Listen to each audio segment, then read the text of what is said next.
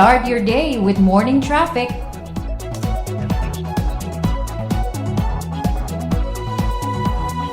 Morning traffic. Morning Traffic MC Listener bareng dengan Sofi dan Ismi. Dan selanjutnya nih MC Listener, per kemarin kenaikan kasus COVID-19 di Indonesia mencapai lebih dari 4.000 kasus ya Ismi ya. Pecah telur lagi ya. Betul, yaitu 47.899 kasus positif, dan ini selalu memecahkan kasus harian tertinggi. Belum ada tanda-tanda penurunan. Ya, dan dari data itu tentu saja sebagian masyarakat yang bergejala ringan dianjurkan pemerintah untuk melakukan isolasi mandiri. Tentu saja dengan peraturan yang ditetapkan Kementerian Kesehatan soal isolasi mandiri ya. Betul. Tapi tentu saja ketika kita tahu saat kita terpapar COVID, pasti kan ada perasaan takut, kaget ya kan, atau cemas, atau aduh aku harus gimana, nanti aku kalau gini kayak gitu kan. Bahkan tidak jarang merasa sendirian dan butuh teman curhat gitu ya, karena ketakutan dan kekalutan yang dirasakan saat isoman itu. Sebagai ya. aku anak kos nih kan, pasti kalau misalnya amit-amit gitu ya, kayak misalnya COVID, pasti akan ngerasa kayak aduh gimana ya nanti, merasa sendiri, terus harus bilang ke siapa, terus langkah-langkahnya tuh seperti apa, terus itu jadi cemas campur aduk, dan itu tuh justru membuat imun menurun ya kan. Sama halnya kayak temen aku kan juga ada yang lagi isoman di kosan. Itu pas lagi kita WhatsAppan atau telepon, aku tanya, kamu kebutuhannya apa nih, mau aku kirimin apa, makanan atau apa? Kata dia, makanan tuh udah banyak, aku cuma butuh teman ngobrol katanya. Karena benar-benar cuma sendiri, aku bingung mau ngapain katanya gitu kan. Dan sendiri itu ya itu nanti takutnya kan malah bikin drop ya. Bener, dan emang loneliness itu kan dampaknya secara psikologis tuh nggak bagus. Memang setiap manusia sebagai manusia sosial tuh butuh ngobrol, meskipun didengar dan mendengarkan ya kan. Ini juga ada nih Sofi dan MG Listener, ini ada pernyataan dari salah satu warga yang harus isoman di kosan sendirian. Ada Septian Yusuf, dan kisah Joni Arsari terkejut saat menerima telepon dari temannya yang ternyata kesepian saat isoman. Berikut kita sama-sama dengarkan ya ceritanya. Jadi aku terkonfirmasi positif COVID-19 via swab antigen pada tanggal 1 Juli. Nah, selama isolasi mandiri ini yang aku jalanin kira-kira 10 harian. Di hari-hari pertama itu yang aku rasain gelisah, terus juga panikan, overthinking, stres, sampai aku itu ngerasa sesak nafas yang berlebihan. Mungkin ini karena kesugesti sendiri ya gitu. Selama isolasi mandiri itu juga aku benar-benar gelisah sih yang utama, karena nggak bisa ketemu siapa-siapa, keluar juga cuman buat ambil makanan aja. Terus gimana caranya bisa aku survive itu dengan aku perbanyak ibadah, minum obatnya secara teratur, makanan yang bergizi, minum jus. Nah ini juga yang hal penting buat aku. Nonton acara hiburan, nonton acara olahraga yang ngebuat imun aku akhirnya naik gitu. Ini kejadiannya 11 Juli kemarin. Jadi sore itu tiba-tiba dapet telepon dari teman kuliah yang dulu tuh deket, karena kita emang sering main bareng, sering bercanda-bercanda bareng gitu ya. Tapi memang setelah lulus dia memutuskan untuk pindah dari Jakarta ke daerah asalnya, yaitu di Jogja. Nah, sempat mikir kok ini udah 3-4 tahun lost kontak, tapi kok tiba-tiba telepon gitu kan. Karena dulunya memang seseru itu dan serame itu, jadi ya udahlah angkat telepon biasa aja gitu kan.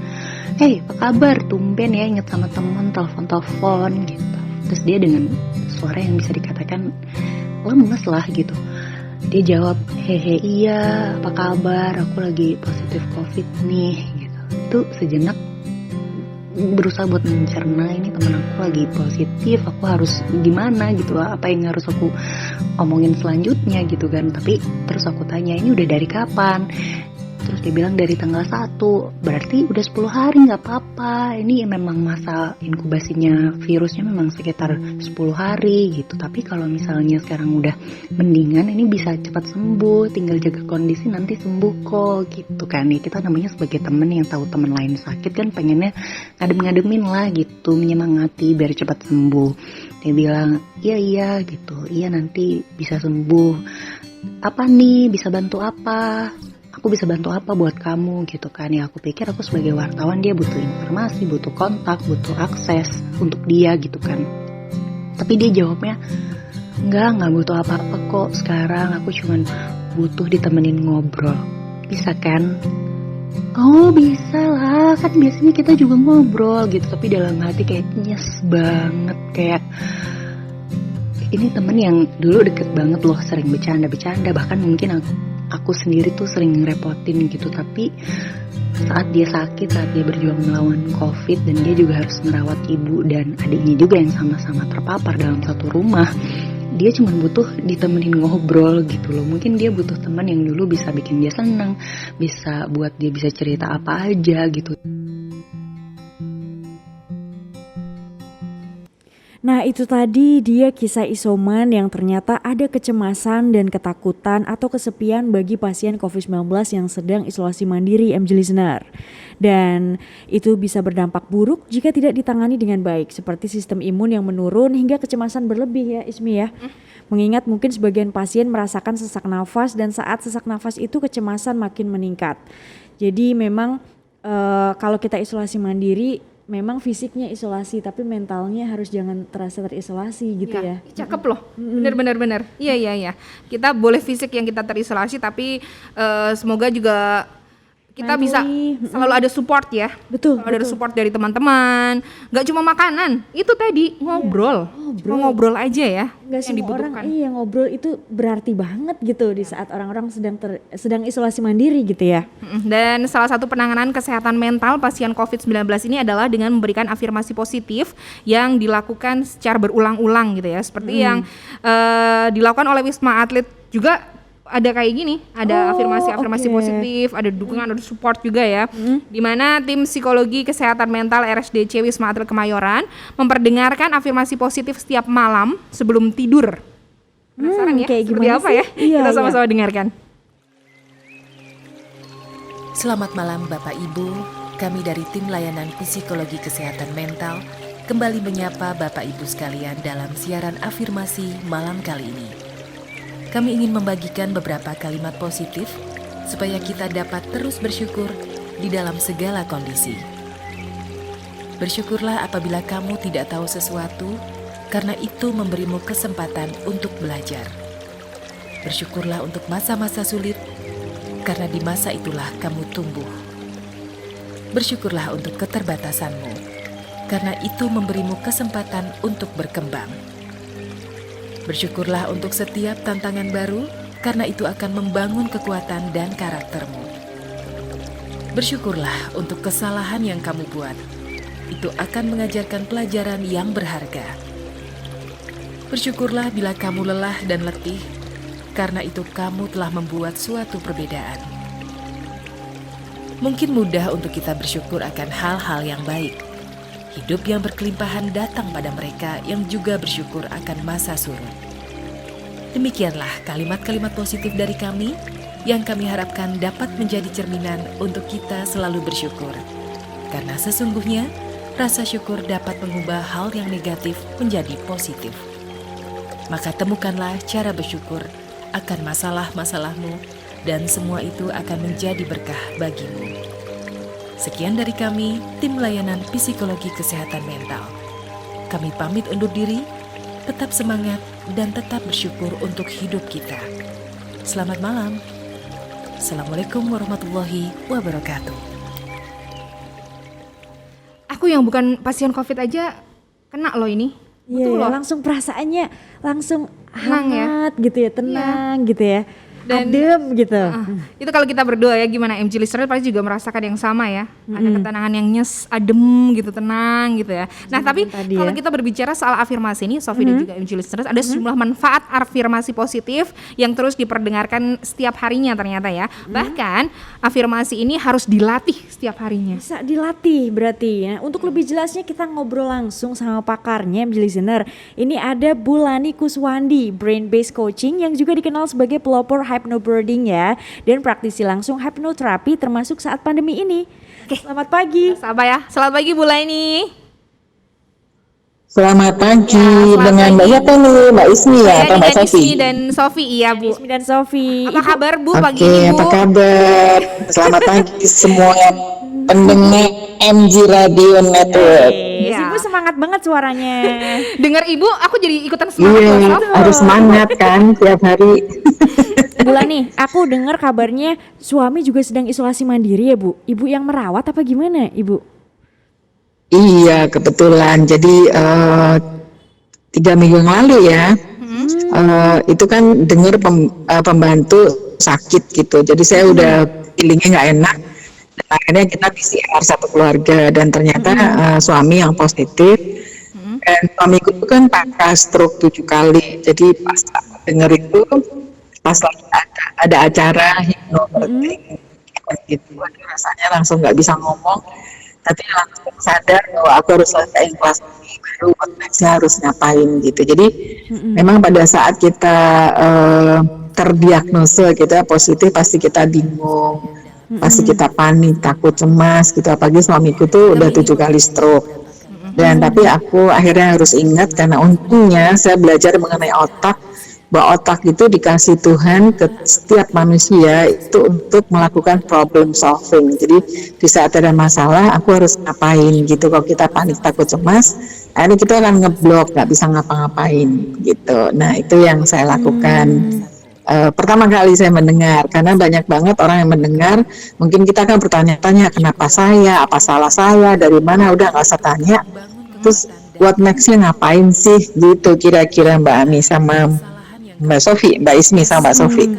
Oke, Bu, sebelum kita ngobrol jauh nih, Bu, kita kan mungkin masih ada juga yang awam, afirmasi itu apa sih sebenarnya, kan? Dan apa sih manfaatnya gitu? Bisa dijelaskan, Bu? Oke, bagus.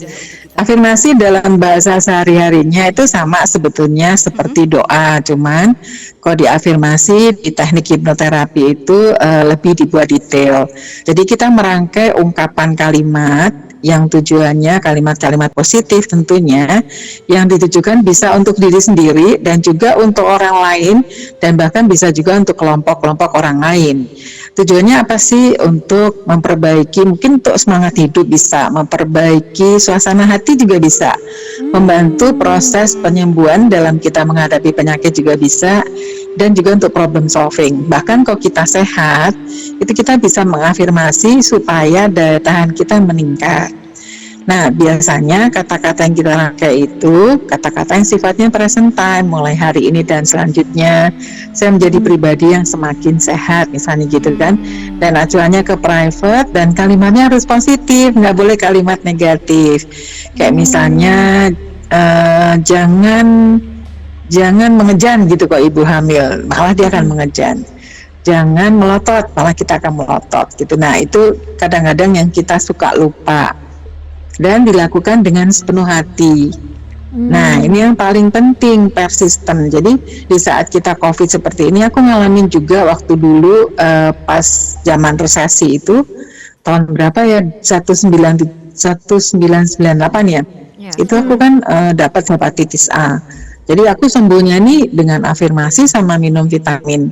Jadi sebenarnya tubuh manusia itu sangat luar biasa, diciptakan oleh Sang Pencipta, resourceful, semuanya ada di dalam diri kita.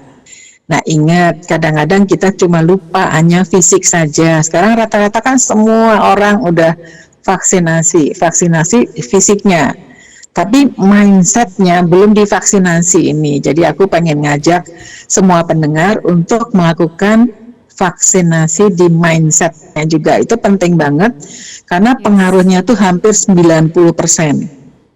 Nah, kira-kira itu yang namanya afirmasi. Okay. Oh, 90% ya Bu ya.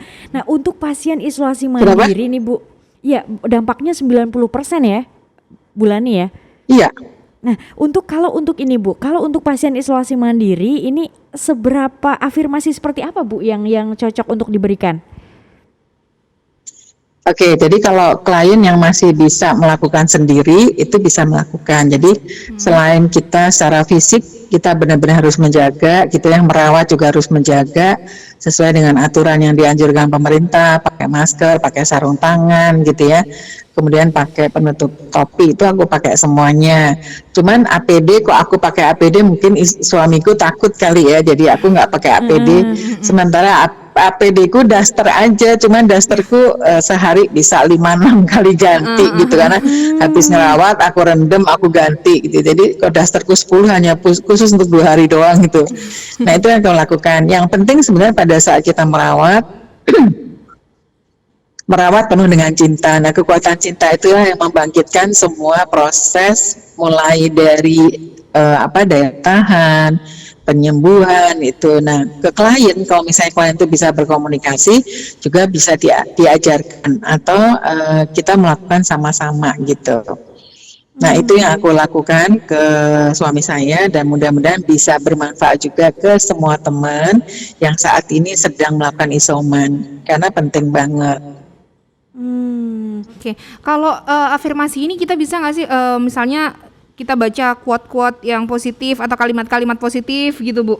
Atau harus diucapkan? Bisa dalam hati, bisa diucapkan. Jadi sebetulnya afirmasi itu pada saat kita membacakan atau niatin dalam hati, kita ucapkan berulang-ulang. Itu seperti kita mengiklankan ke diri sendiri gitu, sehingga kita semakin sering mengulangi akan semakin diterima oleh otak yang di bagian depan yang disebut prefrontal cortex. Itu dia akan menerima pesan-pesan itu. Nah, pesan itu akan menyampaikan ke otak bagian limbik. Karena limbik ini pada saat kita baca sesuatu yang menakutkan tuh langsung masuknya ke situ, kerekam. Jadi manusia itu ibaratnya seperti komputer yang hidup. Komputer itu ciptaan manusia, kalau manusia itu ciptaan Tuhan. Jadi pada saat kita ada rekaman di bawah sadar, kita bisa reprogramming gitu. Nah, salah satunya afirmasi ini tujuannya mereprogramming pikiran bawah sadar kita supaya kita nggak takut terus. Nah, kadang-kadang aku WA tuh aku udah nggak baca lagi yang berita itu, udah nggak baca deh, karena itu nambah rekaman negatif di bawah sadar. Jadi aku udah nggak baca, yang penting aja kayak ini bagus aku baca, kalau berita kematian, berita ini aduh mending nggak usah baca deh, karena itu menambah beban gitu. Kemudian juga teman yang aku kasih mungkin teman yang nggak terlalu khawatir banget gitu kan, yang mungkin yang langsung bisa bantu mau ngapain gitu. Nah aku kasih tahu dulu, yang mungkin punya pengalaman gitu, itu aku kasih tahu, aku kondisinya kayak gini, kamu dulu gimana ngerawat suamimu gitu. Nah dia yang kasih tahu gitu. Itu yang aku lakukan. Nah, kalau untuk kita misalnya merawat atau kita menangani pasien COVID ini, afirmasi yang dilakukan ini berapa lama Bu idealnya, dan sehari itu berapa kali gitu kita memberikan afirmasi ini? Oke, sebetulnya sih memang idealnya kita masuk dalam kondisi rileks dulu, badannya dirileksin, nafasnya dirileksin gitu kan, terus pikirannya ya harus berada di sini. Kalau untuk berapa kali, sesering mungkin itu lebih bagus gitu, karena pikiran bawah sadar itu kan rekamannya kuat sekali di situ. Nah, ibaratnya kayak kita ngiklanin satu produk lah. Satu produk tuh kalau cuma diiklanin satu kali, mungkin masyarakat nggak akan nangkep gitu. Nah, pikiran bawah sadar juga kerjanya seperti itu, makanya harus berulang, diulang. Jadi, misalnya aku mau turun nih, udah afirmasi dulu, aku merawat suamiku penuh dengan cinta, tubuhku tetap sehat gitu kan, terlindung dari semua virus gitu. Nah itu aku lakuin gitu setiap kali turun kayak gitu, walaupun aku tetap harus melindungi diri secara fisik, jadi nggak nekat, nggak pakai apa-apa gitu, enggak. Tapi memang bajunya memang daster, tapi setiap kali pakai aku langsung rendam pakai detol, terus aku naik mandi gitu. Nah itu yang aku lakuin. Jadi setiap saat semakin sering semakin bagus gitu. Ibaratnya tadi aku bilang manusia itu seperti komputer hidup, cuman kita ciptaan Allah.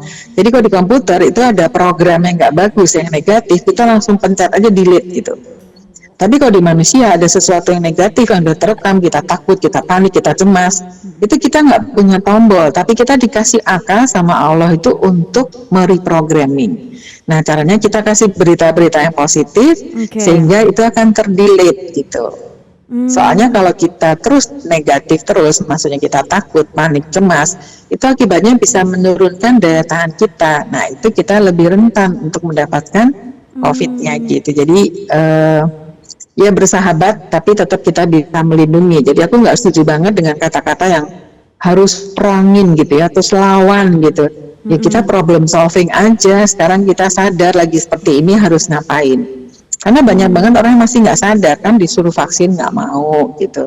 Kemudian nggak pakai masker, itu kan orang nggak sadar, dan otak itu emang organ yang nggak mudah untuk dirubah. Makanya perlu dikasih tahu, diulang-ulang, dan kok bisa ada rewardnya gitu. Jadi kayak misalnya, oke, kamu harus pakai masker, kamu harus jaga jarak. Kemudian tujuannya apa sih? Kalau kamu sakit, kasihan anak kamu. Jadi dikasih, kalau kamu sehat, semua keluarga kamu akan menjadi sehat dan bahagia. Nah, misalnya seperti itu. Ibu, ini yang juga salah satu gejala pasien COVID itu kan sesak nafas ya Bu ya. Nah ini pasien yang sesak nafas ini biasanya kan suka langsung pikirannya jadi kacau gitu, atau sesak nafas ini bisa karena memang saturasi oksigennya memang turun atau karena dia panic attack sebenarnya. Tapi untuk dengan cara afirmasi ini seperti apa Bu cara menanganinya? Oke, bagus banget karena aku juga pengalaman kemarin 3 hari yang lalu itu sempat. Jadi dengan suami aku COVID itu aku sangat menghargai dengan adanya oksigen, luar biasa, oksigen kita nyari nggak ada sekarang. Nah 4 hari yang lalu kan suamiku sesek, saturasinya cepet turun banget sampai 82 lah gitu, terus akhirnya dikasih oksigen naik. Cuman makin lama kok naiknya lama gitu, aku mulai stres juga tuh, aku ke rumah sakit. Saat ke rumah sakit masuk UGD itu harus ngantri nomor 10 di UGD. Oksigen udah nggak ada, selang oksigen udah nggak ada. Terus aku masuk, waduh yang di dalam jauh lebih parah daripada suamiku. Jadi aku kembali lagi, aku ajarin napas, tenang, napas, tarik napas panjang, buang napas pelan-pelan. Itu biasanya kita menggunakan belly breathing, napas perut. Karena kalau kita dalam kondisi panik, takut cemas, pasti napas kita jadi cepet gitu. Nah begitu napas kita melambat, itu oksigennya tuh naik pelan-pelan, tapi tetap harus pakai oksigen. Karena emang belum mengangkat gitu ya. Dari situ aku benar-benar menghayati bahwa breath is the king of the mind gitu ya. Jadi nafas itu benar-benar merajai lah untuk pikiran kita. Nah di situ dari situ akhirnya wah luar biasa nafas. Begitu dikasih oksigen itu langsung naik dari 85 naik sampai 95. Kok aku turunin lagi karena memang paru-parunya belum bagus kan, ada infeksi pneumonia di bawah kanan gitu. Jadi dari situ harus memperbaiki fungsi paru-paru supaya bisa menghirup oksigen yang ada di alam semesta ini lebih leluasa gitu. Nah intinya memang harus tenang karena kalau kita panik nafas kita jadi cepat. Jadi oksigennya dibutuhkan kan lebih banyak ke tubuh kita. Begitu ditarik nafas panjang, buang nafas pelan-pelan, tenang gitu ya. Nah itu lebih stabil oksigennya. Akhirnya aku pulang ke rumah dan salah satu dokter juga yang memantau gitu bilang ya udah kamu daripada di sana nanti suami harus dipisahkan dari keluarga, sebisanya kau masih di rumah bisa tenang ya isoman di rumah. Itu yang aku lakukan sampai hari ini, alhamdulillah suamiku masih baik-baik, jadi nafasnya oke. Kemudian intake-nya pakai infus dan saya ditemani oleh teman-teman dari home care, jadi aku pakai home care akhirnya karena aku cuma tinggal berdua. Wah lumayan ternyata ngerawat karena harus naik turun. Terus pada saat klien tuh pakai oksigen kan nggak nyaman juga gitu rasanya. Sebetulnya saturasinya naik, tapi karena ada sesuatu di hidung itu nggak nyaman, sehingga sering ditarik. Jadi tiap jam kan kita harus ngecek gitu ya. Nah itu yang benar-benar challenging buat keluarga. Emang akhirnya kita harus niatin benar-benar, afirmasiin benar-benar supaya aku bisa kuat, supaya aku bisa sehat, supaya bisa ngerawat suamiku dengan baik. Dan saat ini aku dibantu dengan tim home care, gitu ceritanya. Ini kalau Dengar bulan ini iya, ngobrol aja kita kayak kita tenang ya. Terkesima gitu sama cerita Ibu. Kenapa? Suaranya putus-putus. Enggak, Suara aku udah jelas Bu. gimana Jelas. bulan ini ya? Jelas, Sudah ya. jelas. Tadi mendengar jawaban Ibu aja membuat kita juga tenang gitu Bu rasanya. Terkesima gitu dengernya. Tapi Bu, Iya, ya udah kan udah lewat nih, jadi udah ada tenang.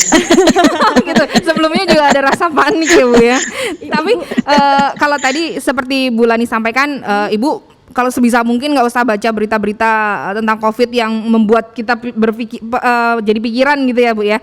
Tapi kalau memang sekarang antara kita informasi itu butuh karena satu sisi pengen update COVID juga, di satu sisi jadi beban pikiran juga sih sebenarnya ya kalau kita melihat banyak kasus, angka kematian, angka kasus yang naik gitu. Nah sebenarnya apa nih Bu yang harus dilakukan, yang harus kita lakukan seperti apa? konsumsi paparan media yang tepat tuh seperti apa Bu? Ketika kita misalnya kondisinya isoman gitu. Oke, bagus banget pertanyaannya. Kalau saya sih mendengarnya gini aja. Saya cari teman saya udah pengalaman ngerawat suami, ngerawat anaknya satu keluarga gitu kan. Nah, saya tanya sama dia. Kemudian saya mendengar dari dokter saat ini nih update-nya seperti apa sih kok isoman gitu. Mulai dari ngerawat suami, mulai dari ngerawat diri, mulai dari pola makan, mulai dari gimana ngatur limbah, itu kan kita harus ngatur semuanya. Itu aja job desk-nya kita rasanya nggak selesai dalam satu hari. Jadi aku suruh baca-baca itu, mendingan nggak usah baca-baca deh gitu. Karena toh itu juga informasi yang update dari dokter yang ngerawat pasti update. Kemudian teman saya baru selesai ngerawat suaminya isoman, pasti dia udah punya pengalaman gitu. Walaupun yang penting benar, aku suka lihat tuh scroll ini dari mana. Kalau ini nggak usah. Aku scroll kayak misalnya dari Departemen Kesehatan aku baca. Misalnya ada dokter yang memang udah biasa ngisi aku baca. Tapi kalau dari ini tuh pusing. Contohnya aja waktu aku cari home care itu kan banyak banget, tapi ditelepon satu-satu nggak ada satupun yang ngangkat gitu. Itu kan tambah kita stres. Jadi cari temen yang ada nggak yang tahu yang kerja di sini. Nah itu yang bisa bantu nyariin akhirnya gitu. Jadi kita memang harus milih-milih tuh karena pikiran kita juga kan kepo kan. Kalau ada ini kayaknya seru, ini udah meninggal gitu. Tapi sebetulnya setelah itu kita jadi bisa nggak kita menguatkan hati kita. Kadang-kadang setiap orang belum tentu punya kekuatan hati yang sama. Jadi kalau saya sih lebih baik nggak usah baca deh. Aku dengar dari dokter yang rawat suamiku dan dari teman-teman yang memang kerja di, misalnya ada teman yang kerja di unit COVID di ICU. Aku tanya, ini kayak gini gimana kondisinya? Oh harus ini gitu. Jadi itu yang aku lakukan selama ini gitu. Jadi kayak untuk nyari menjaga informasi, suasana pikiran dan suasana hatiku.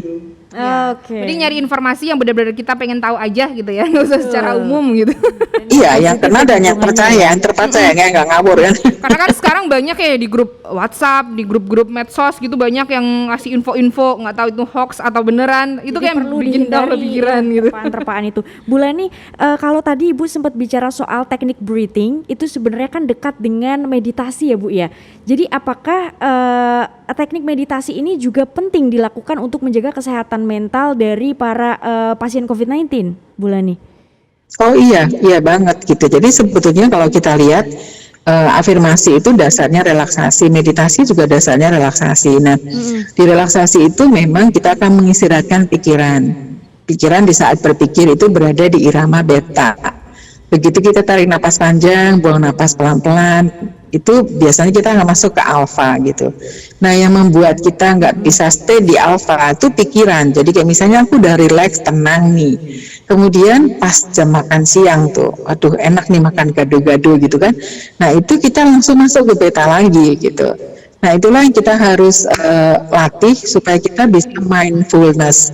Jadi saat tubuhku berada di sini, ya pikiranku hadirkan di sini gitu. Jadi saat aku misalnya lagi bekerja, ya pikiranku di sini. Tapi pikiranku kadang-kadang kan liar banget, yang disebut monkey mind. Okay. Badan di sini tapi pikirin rumah. Pikirannya gitu. kemana-mana Saat di gitu rumah, ya. jadi nggak pernah istirahat otak itu. Nah, kalau otak nggak pernah istirahat, otak itu organ yang paling penting dalam tubuh manusia. Penting banget, pokok banget. Kalau nggak pernah istirahat, stres, nah semuanya pasti akan terganggu gitu. Nah itulah yang harus dilatih, baik meditasi, relaksasi, hipnoterapi, semuanya sebetulnya hampir sama, cuman memang caranya biasanya sedikit berbeda-beda. Tapi tujuannya adalah ke sana.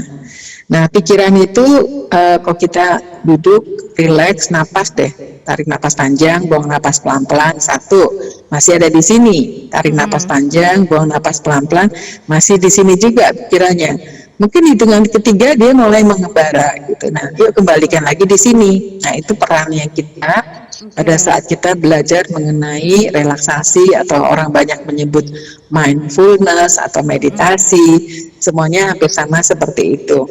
Oke, tapi kalau Bu, indikasi kalau kesehatan mental kita butuh pertolongan itu apa sih Bu? Kenapa, Bu? Jadi indikasi kalau kesehatan mental kita butuh pertolongan itu gimana sih ciri-cirinya ya? Atau kalau sekarang bilang, aduh aku udah kena mental nih kayaknya ini gitu. Jadi kan daripada self diagnosis itu, gitu, Dok. Aku sempat tuh ngalamin karena waktu udah lelah banget fisiknya, rasanya otak nih nggak bisa mikir gitu. Kok kenapa ya otak nih ngeblank? Sampai Kurang aku konsentrasi gitu pakai ya. baju itu ya ke rumah sakit itu kebalik gitu. Sampai anakku bilang, kok mami bisa pakai baju kebalik sih? Mana sih? Iya, tadi pada waktu pakai baju itu rasanya aku udah pasangnya pas gitu ya, itu bisa kebalik gitu. Salah Wah, satu ini aku udah tandanya nggak itu ya beres nih. berarti ya. Selama ini kan saya nggak pernah seperti itu, berarti wah aku ini nggak beres nih. Makanya aku cari tim yang bisa bantu merawat suamiku, karena di situ pasti sebetulnya kondisiku udah cukup lelah gitu, dan berasa sih sebenarnya fisiknya udah cukup lelah. Nah di situ aku butuh bantuan orang-orang yang profesional aku cari gitu. Nah itu salah satunya. Jadi kadang-kadang ada hal yang kayaknya kita nggak sadar kita lakukan. Kemudian juga biasanya kok kita stres tuh gerbang bawah sadar pasti buka. Jadi kadang-kadang aku suka nggak sabar juga sama suamiku, misalnya nih, kayak misalnya pasang pampers gitu, yuk angkat yuk pi gitu. Terus tunggu gitu, tunggunya lama banget. Aku kan berdiri dan badanku kan gemuk gitu kan. Aku juga capek loh berdiri lama. Wah ini kayaknya aku udah jadi pasien juga nih gitu kan. Nah di situ akhirnya aku aware, oh ya aku nggak bisa ini sendiri gitu. Terus akhirnya saya sama anak saya cari home care. Nah sekarang udah lebih waras sih, maksudnya ya tetap bantu merawat tapi lebih ke nggak full gitu. Jadi dibantu sama tim home care. Nah itu yang aku lakukan. Biasanya kita tahu ini apa, kita kayak punya apa ya, kayak kita punya tanda-tanda gitu. Oh, di sini aku kayaknya udah nggak benar nih gitu. Nah Ada sekarang yang otakku unusual baru gitu ya, mulai Bu, bisa ya? mikir lebih jernih gitu. Bu Lani, ini Atau misalnya juga bisa kan, kalau misalnya kayak gitu kan kita merawat juga kadang-kadang jadi emosi, jadi marah-marah. Kan hasilnya juga nggak bagus, baik buat suami dan juga buat aku gitu. Ibu Lani, Ibu terakhir nih Bu, boleh nggak sih Bu memberikan contoh buat MG listener yang barangkali sekarang lagi mendengarkan perbincangan kita pagi ini, seperti apa sih contoh kalimat-kalimat afirmasi terutama untuk pasien COVID-19 Bu? Oke, jadi kalau saya di COVID ini karena cukup challenging, maksudnya pandemi jumlahnya banyak banget gitu ya. Biasanya aku menggunakan afirmasi dan visualisasi. Jadi ambil aja para pendengar gitu ya, duduk yang rileks. Nah duduk yang rileks itu kita merilekskan otot mulai dari puncak kepala sampai dengan telapak kaki. Nah setelah otot rileks mulai dari puncak kepala sampai dengan telapak kaki, sekarang kita merelaksasi napas. Nah nafas yang rileks itu napas perut, kayak bayi persis. Jadi silakan tarik nafas panjang, buang nafas pelan-pelan. Oke, lagi sekali lagi, breathe in, tarik nafas panjang, perutnya dikembangin, kemudian breathe out, hembuskan nafasnya. Dan selalu niatkan setiap nafas ini membuat diriku menjadi semakin tenang. Waktu saya menghembuskan nafas, saatnya saya melepaskan seluruh stres, panik, takut, cemas. Biarkan semuanya terlepas dari diri Anda. Bagus sekali. Dan setelah kita rileks, kita bisa bayangkan cahaya ilahi, cahaya yang bersih, putih, warnanya terang benderang. Dan cahaya itu membasuh tubuh kita mulai dari puncak kepala sampai dengan telapak kaki. Membasuh, membersihkan, menyehatkan. Dan sambil diafirmasikan mulai hari ini dan selanjutnya, tubuhku menjadi semakin sehat, daya tahanku menjadi semakin meningkat, sehingga semua penyakit virus akan lenyap. Nah, teruslah bayangkan kalau misalnya satu kali kurang, kita bisa bayangkan sekali lagi. Bayangkan cahaya ilahi yang berada di atas kepala, warnanya terang benderang, putih, cahaya yang suci, membasuh seluruh tubuh mulai dari puncak kepala, memberikan ketenangan, membasuh ke seluruh daerah dada, memberikan kita kedamaian, kepasrahan, dan membasuh sampai ujung-ujung jari kaki. Cahaya ini selain memberikan ketenangan, kedamaian, juga meningkatkan daya tahan kita dalam menghadapi pandemi COVID yang saat ini sedang marak di seluruh dunia.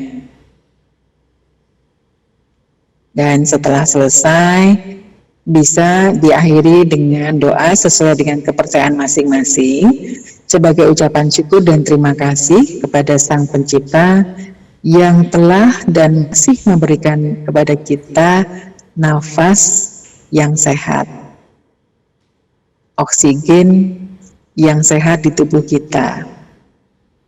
Niatkan sekali lagi mulai hari ini dan selanjutnya menjadi pribadi yang tenang, ikhlas, dan pasrah dalam menghadapi setiap perubahan di dalam kehidupan.